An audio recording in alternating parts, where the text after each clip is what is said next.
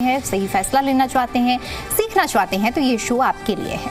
बने रहिए हमारे साथ, जानिए कैसे एक्सपर्ट्स आपके जरिए आपके भविष्य के लिए आपको सही करियर चुनने में मदद कर सकते हैं।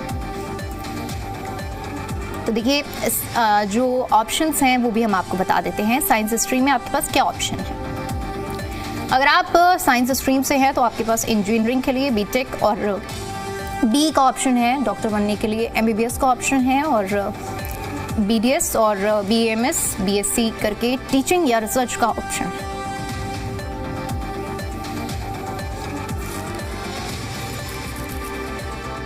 फार्मेसी के लिए B pharma, AI, data sciences का ऑप्शन है। इसके अलावा आपको ये भी बता दें कि अगर आप साइंस स्ट्रीम से हैं तो ये ऑप्शंस आपके पास में।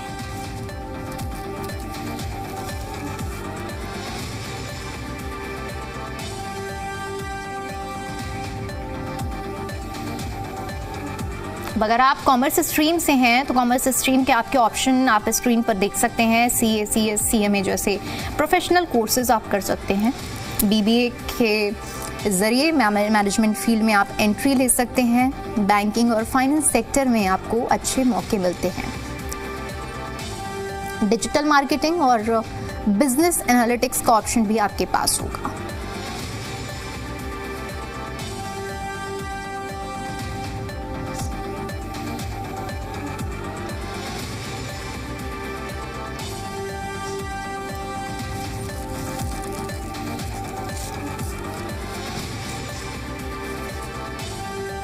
बीए करके आप सिविल सर्विसेज में जा सकते हैं। आर्ट स्ट्रीम के ऑप्शन आपको दिखा रहे हैं। जर्नलिज्म और मीडिया में भी अपना करियर बना सकते हैं।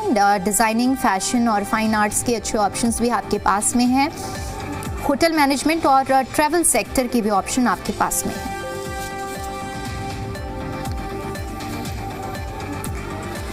जर्नलिज्म और मीडिया फील्ड में भी अपना करियर आप बना सकते हैं। ये तमाम ऑप्शंस हम आपको दिखा रहे हैं, जहां पर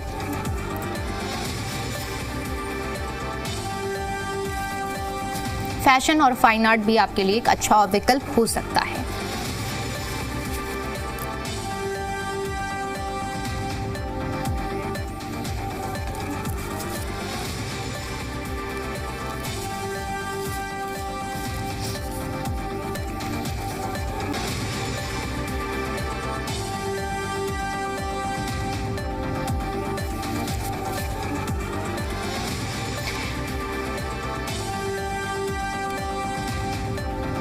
तो देखिए हमारे साथ एजुकेशन एक्सपर्ट बबीता त्यागी जी जुड़ चुके हैं, जिनसे हम समझेंगे कि आखिर जो हम शिक्षा के क्षेत्र में जब भी कोई करियर ऑप्शन चुनना चाहते हैं तो उसके लिए हमें क्या क्या चीज़ें हमें महत्वपूर्ण है जो ध्यान में रखनी चाहिए। इसके साथ साथ सतीश कुमार जी भी हमारे साथ जुड़े हुए हैं।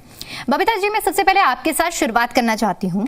बेसिक जब हम 12वीं की पढ़ाई करते हैं, 12वीं की पढ़ाई के बाद हम कॉलेज में प्रवेश करते हैं, उस वक्त हम इतने हम माता पिता के लिहाज से बात करें, बच्चों के लिहाज से बात करें, एक डिसीजन मेकिंग पावर और सही डिसीजन लेना बहुत मुश्किल हो जाता है।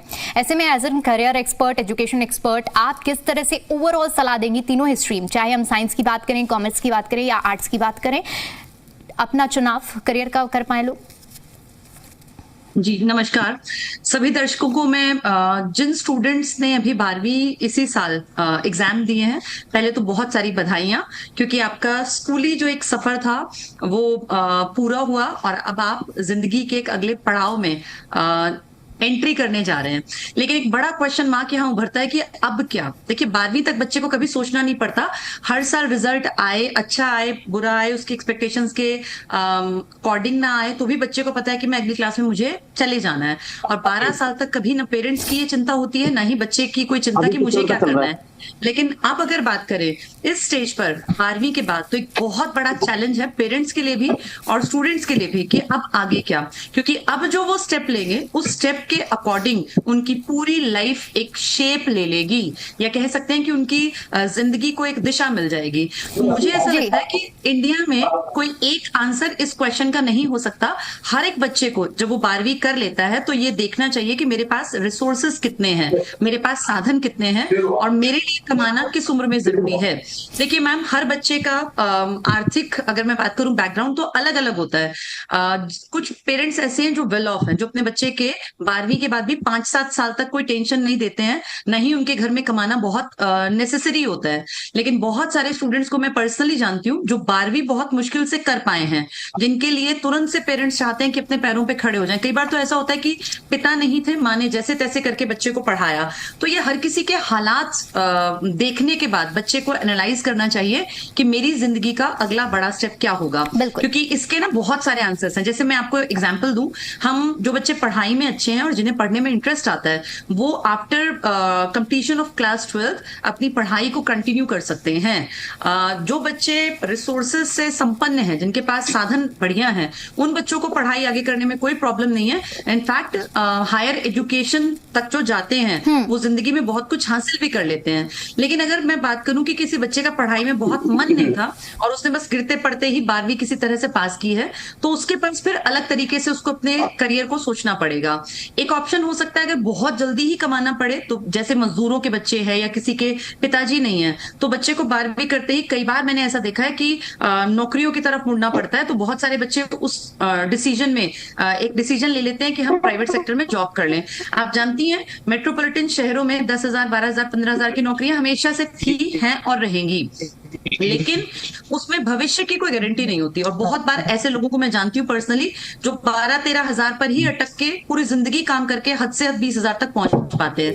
बिल्कुल बबीता जी, ये बहुत जरूरी होता है कि जो करियर का चुनाव किया जाए वो बहुत सही तरीके से किया जाए, और इसीलिए इस वक्त डायरेक्शन की बहुत जरूरत है, सही डायरेक्शन की कहें तो जरूरत होती है। सतीश जी, मैं आपसे भी पर्टिकुलरली अगर हम फील्ड के हिसाब से अगर हम बात करें, अभी तक तो हम ओवरऑल बात कर रहे थे, अगर हम साइंस फील्ड में हैं, साइंस फील्ड वाले एक बच्चे के लिए जो 12th से कॉलेज में जाता है, उसके पास कैसे कैसे ऑप्शंस होते हैं, कितने ऑप्शंस और बेहतरीन ऑप्शंस? अगर मैं बात करूं कि ऑफ द ट्रैक जाकर अगर हम बात करें, सिर्फ इंजीनियरिंग करने के अलावा भी क्या ऑप्शंस साइंस बैकग्राउंड के लोग चुन सकते हैं, बच्चे चुन सकते हैं?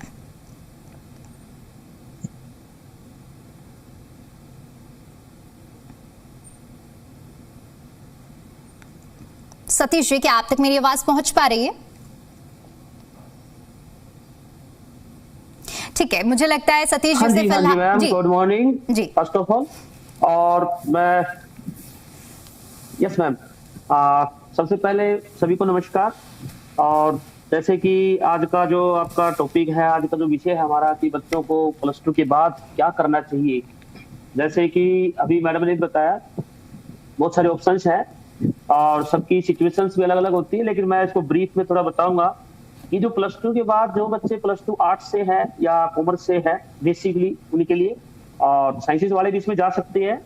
तो आर्ट्स के लिए सबसे पहले तो CUET का एक टेस्ट होता है, कॉमन यूनिवर्सिटी एंट्रेंस टेस्ट, जिसके थ्रू बच्चे जो है BA के अंदर एडमिशन ले सकते हैं, दिल्ली यूनिवर्सिटी के अंदर, सेंट्रल यूनिवर्सिटीज के अंदर। तो उनका टेस्ट होता है कॉमन यूनिवर्सिटी एंट्रेंस टेस्ट। तो उसमें साइट में जाकर के चेक कर सकते हैं और वो उसको फॉर्म फिल कर सकते हैं। ऐसे ही अगर कुछ बच्चे लॉ करना चाहते हैं, उनका एम्बिशन है, वकील बनना चाहते हैं, एडवोकेट बनना चाहते हैं, उनके लिए भी है इंटीग्रेटेड 5 ईयर लॉ कोर्सेज हैं। बहुत सारी यूनिवर्सिटीज में चल रहे हैं प्रोग्राम, हमारी कुरुक्षेत्र यूनिवर्सिटी में भी है इंटीग्रेटेड 5 ईयर लॉ कोर्सेज। और जो बड़ी इंस्टीट्यूट्स हैं, नेशनल इंस्टीट्यूट्स हैं, उनके लिए है UG CLET, CLET, that is common law admission test. तो बच्चे उसके थ्रू भी उसमें अप्लाई करके और डिफरेंट यूनिवर्सिटीज में, नेशनल यूनिवर्सिटीज में जा सकते हैं। और एक और टेस्ट है AICET, ये बच्चों के लिए स्पेशली मैं इसलिए बता रहा हूँ क्योंकि बहुत सारी चीजें हमें पता नहीं होती है, तो बहुत सर्च करने के बाद ये चीजें पता चलती है, क्योंकि लॉ का फील्ड बहुत बेहतरीन फील्ड भी है बच्चों के लिए। तो AICET है, all India law entrance test, जो नेशनल लॉ यूनिवर्सिटी दिल्ली के लिए एप्लीकेबल है। और जो डिफरेंट यूनिवर्सिटीज है, उनके खुद के भी अपने बनाए गए टेस्ट हैं, उनके थ्रू वो एडमिशंस बच्चों को देते हैं। उसके अलावा होटल मैनेजमेंट में आप जा सकते हैं। होटल मैनेजमेंट में BHM है, bachelor in hotel management courses हैं। इनके अलग से अपने टेस्ट सीरीज होती है, टेस्ट होते हैं, एंट्रेंस टेस्ट होते हैं, उसके थ्रू आप होटल मैनेजमेंट का कोर्स कर सकते हैं। उसके अलावा आप स्पोर्ट्स एंड फिजिकल एजुकेशन के अंदर स्पोर्ट्स यूनिवर्सिटी है हर एक स्टेट के अंदर, और कॉलेजेस भी है, उनके लिए भी आप अगर स्पोर्ट्स में अगर आपका फ्यूचर आपको दिखता है, आप फिजिकली फिट भी हैं और मेंटली फिट भी है, तो आप स्पोर्ट्स में भी जा सकते हैं। इंटीग्रेटेड बीएड, अगर आपका इंटरेस्ट है कि भाई आप एजुकेशन में रहना चाहते हैं, तो इंटीग्रेटेड बीएड के प्रोग्राम भी है। +2 के बाद 4 ईयर बीएड कोर्सेज होते हैं। बेसिकली अगर आप सिंपली करेंगे तो पहले आपको बीए करना पड़ेगा, फिर 2 साल आपको बीएड करना पड़ेगा, तो उसमें आपका 1 साल बच सकता है अगर आप इंटीग्रेटेड बीएड कोर्सेज के अंदर जाते हैं। ये इंटीग्रेटेड बीएड के लिए जो टेस्ट कंडक्ट कराता है वो NTA, national testing agency conduct कराती है। तो कुरुक्षेत्र यूनिवर्सिटी में भी ये प्रोग्राम चला हुआ है अभी, और बहुत सारे हरियाणा के अंदर बहुत सारे प्रोग्राम चले हुए हैं इंटीग्रेटेड बीएड के। इसके अलावा है, अगर आप जाना चाहते हैं मैनेजमेंट के अंदर, बीबीए कर सकते हैं, एमबीए कर सकते हैं, इंटीग्रेटेड एमबीए, उसके लिए IPMAT, integrated program for management aptitude test. मेरी आवाज आ रही है मैम? जी जी बिल्कुल। Okay ma'am. और जहां तक लग रहा है मैं ट्रैक में हूँ, और ठीक बच्चों को जो था सोच सक रहा हूँ मैं कि बच्चे इसमें कुछ अचीव करेंगे, कुछ सोचेंगे, आगे भी काम कर सकते हैं। तो IPMAT integrated program for management aptitude test है। इसमें आर्ट्स, कॉमर्स, साइंस कोई भी स्टूडेंट जा सकता है मैनेजमेंट के लिए कोर्सेज करके। और ये आईआईएम रोहतक, इंदौर, रांची, जम्मू, बोध गया और भी बहुत सारे आईआईएम्स हैं, जिन आईआईएम्स के अंदर ये इसके थ्रू जो है वो एडमिशन होते हैं बच्चों के। इसके अलावा आपका है BSc of journalism and mass communication, ये तो आपका फील्ड है, मास कम्युनिकेशन एंड जर्नलिज्म, तो कुरुक्षेत्र यूनिवर्सिटी में भी है। तो जो बच्चे पत्रकारिता में जिनका इंटरेस्ट है वो BSc journalism and mass communication के अंदर जा सकते हैं। डॉक्टर सतीश, मेरा आपसे सवाल ये भी रहेगा, क्योंकि आपने कई ऑप्शंस तो बता दिए हैं, मेरा सवाल आपसे मैं ये भी समझना चाहूंगी, डॉक्टर गुरमीत भी हमारे साथ जुड़ चुके हैं, पंजाब यूनिवर्सिटी से हैं, एजुकेशन एक्सपर्ट हैं, तो मैं सतीश जी आपके पास लौटना चाहूंगी।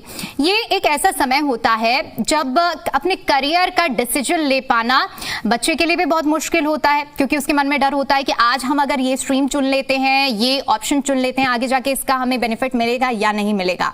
ऐसे में किन बातों को अपने ध्यान में, जहन में रखते हुए करियर ऑप्शन को सेलेक्ट करना चाहिए? दोनों के लिए मैं चाहूंगी कि जो बच्चा है वो कैसे सिलेक्शन करे, जो उनके माता पिता हैं वो उनको, अभिभावकों को क्या एडवाइस करेंगे?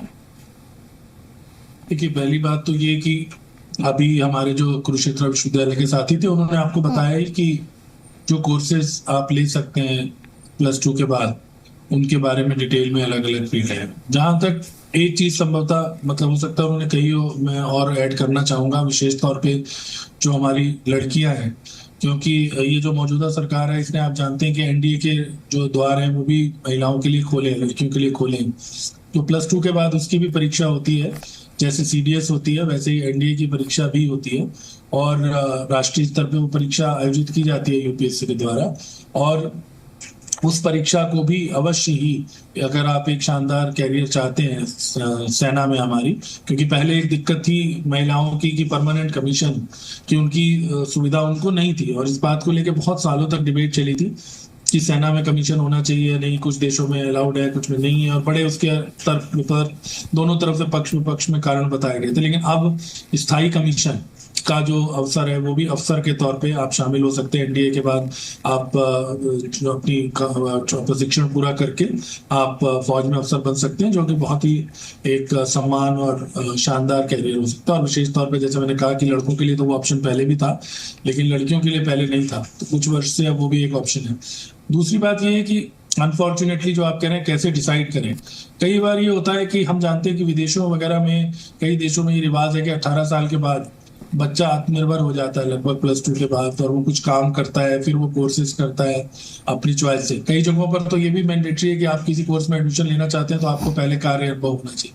हमारे यहाँ ऐसा नहीं है, तो सभी लोग उच्च शिक्षा में आना चाहते हैं। अभी जो तमाम कोर्सेज की बात बताई उसमें भी ये एक विडंबना ही कहूंगा मैं इसको, अब थोड़ा अंतर आया होगा, लेकिन आमतौर पर जो अभिभावक हैं वो डिसाइड करना शुरू कर देते हैं बच्चों के ब्याह पे, जो शायद उचित नहीं होगा, और जिसकी वजह से शायद बच्चे को उदाहरण के लिए अब तो बहुत नए क्षेत्र भी आ गए, लेकिन एक जमाने में होता था कि भाई इंजीनियरिंग करनी है या मेडिकल करना है तो +2 में आप उसी तरह से स्ट्रीम लेते हैं। तो मुझे ऐसा लगता है अब न्यू एजुकेशन पॉलिसी ने भी काफी फ्लेक्सिबिलिटी लाई है, तो बच्चे का जो अपना, अगर उसका, क्योंकि अब किसी भी जगह पर अब वो पहले वाली स्थिति नहीं रह गई अब कई सारे अनकन्वेंशनल सेक्टर भी हैं। उदाहरण के लिए एनिमेशन है, एडिटिंग है, वीडियो वो है। अब तो आप जानते हैं कि कितने लोग ऐसे हैं जो सोशल मीडिया के माध्यम से मोनेटाइज करके वो बहुत सारे अपने चैनल्स चला रहे हैं, यूट्यूब पे चैनल्स चला रहे हैं और उनको आमदनी भी हो रही है और उनकी लोकप्रियता भी उससे होती है। तो बहुत सारी ऐसी चीजें हैं जिसके लिए हमें तकनीक अच्छी चाहिए और वीडियो एडिटिंग आनी चाहिए, रुचि के हिसाब की बात है। तो वो कोर्सेज लें जिसमें वो आगे अपनी रुचि को निखार सके। मैं नहीं मानता कि कोई भी कोर्स ऐसा होता है जो आपको कुछ सिखा देता है, लेकिन आपकी रुचि पैदा हो जाती है। मान लीजिए आप किसी कोर्स में जाते हैं, उदाहरण के लिए अनुवाद का क्षेत्र है, हमारे यहाँ पर अनुवाद के डिप्लोमा होते हैं। अब उसमें जब एक बार आप जाते हैं तो ऐसा नहीं कि उस कोर्स में जाके आप अनुवाद करना सीख जाए, पर आपकी रुचि पैदा हो जाए तो फिर आप लगातार करते रहते हैं और उस दिशा में अपनी तरफ से भी एफर्ट डालते हैं। तो डिग्रीज का या कोर्सेज का इतना ही महत्व है, आपको जो एफर्ट डालनी चाहिए वो फिर जब आप इंजॉय करेंगे अपनी पढ़ाई को, अपने काम को। बहुत सारे बच्चे अच्छे हैं जो लिखते हैं और लेकिन अगर वो साइंस में उनकी रुचि नहीं है तो हमें, मुझे लगता है कि उससे थोड़ा सा बचना चाहिए। अभी दुनिया बहुत खुल रही है और कई तरह के काम कोई छोटा बड़ा नहीं होता।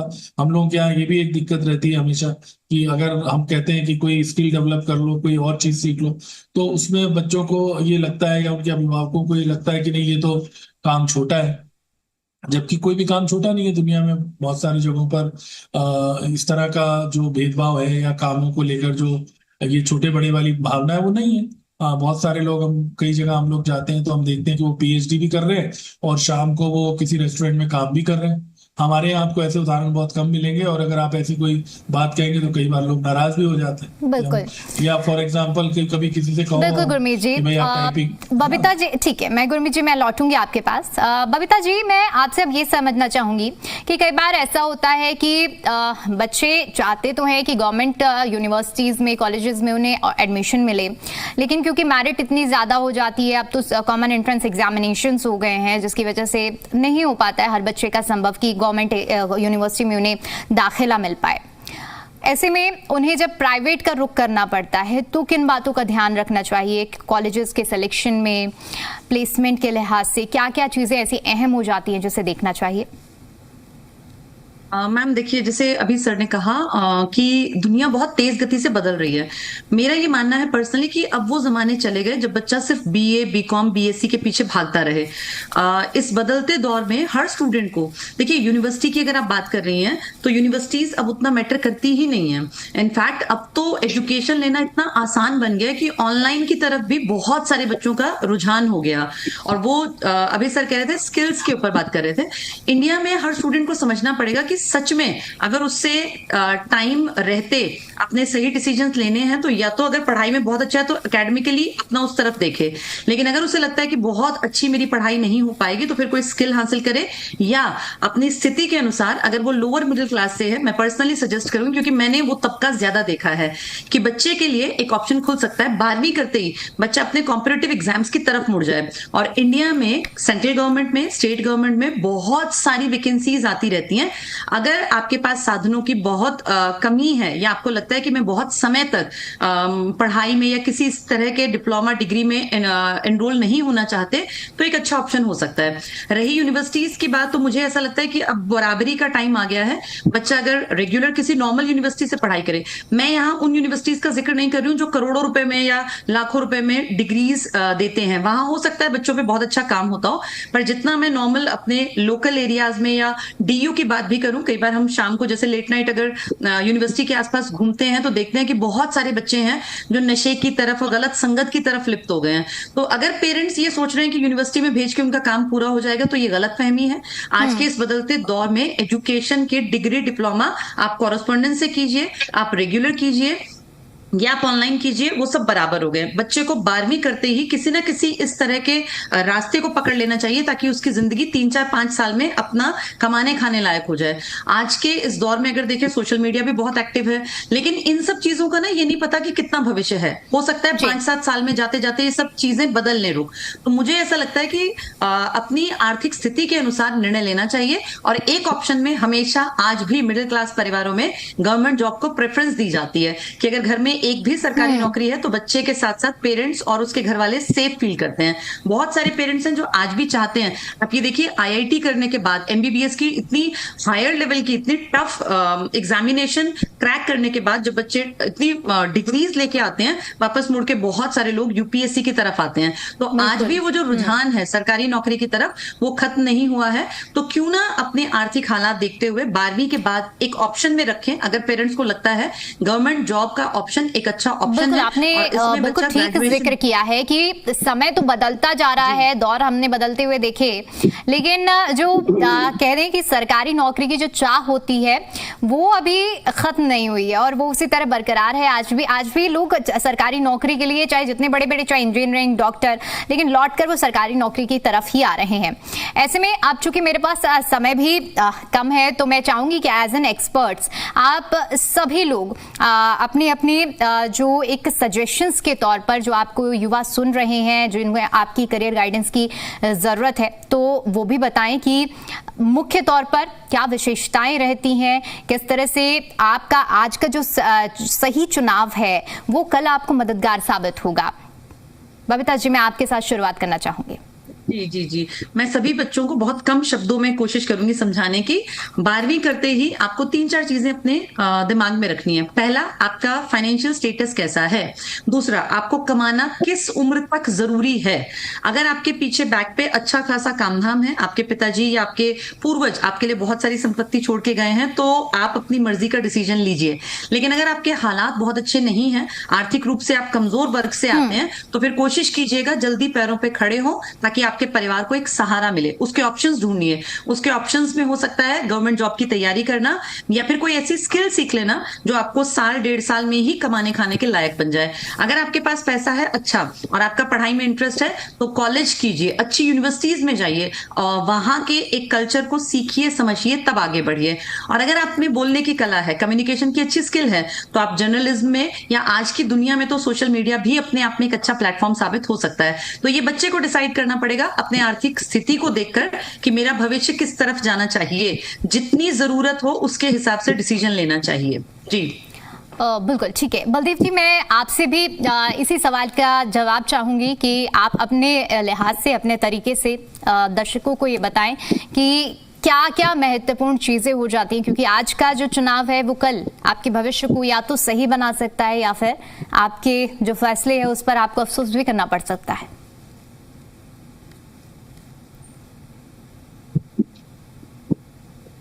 बलदेव जी, क्या आप तक आवाज पहुंच पा रही है मेरी? ठीक है, मुझे लगता है कि बलदेव जी से अभी हमारा संपर्क नहीं हो पा रहा है। गुरमीत जी, मेरा सवाल आपसे यही रहेगा कि आप एज एन करियर गाइड और करियर गाइडेंस के तौर पर क्या बताएंगे कि कितना ज्यादा अहम हो जाता है आज का ये चुनाव?